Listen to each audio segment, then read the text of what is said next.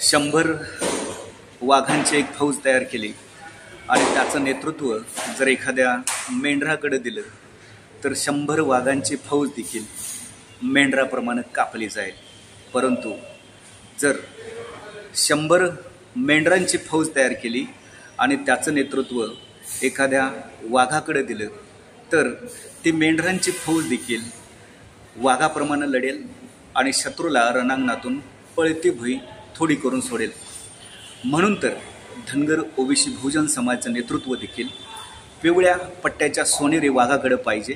ते महाराष्ट्रातल्या धनगर ओबीसी आणि बहुजन समाजानं ओळखलं आणि त्यामुळेच आपलं नेतृत्व त्यांनी प्रकाश अण्णा शेंडगे यांच्या हातामध्ये सोपवलं।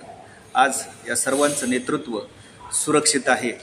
म्हणून तर प्रकाश अण्णा शेंडगे यांनी या नेतृत्वाला न्याय देण्यासाठी, या सर्वांचं नेतृत्व करण्यासाठी येत्या 11 तारखेला सांगलीत ओबीसी समाजाचा महामेळावा आयोजित केलेला आहे।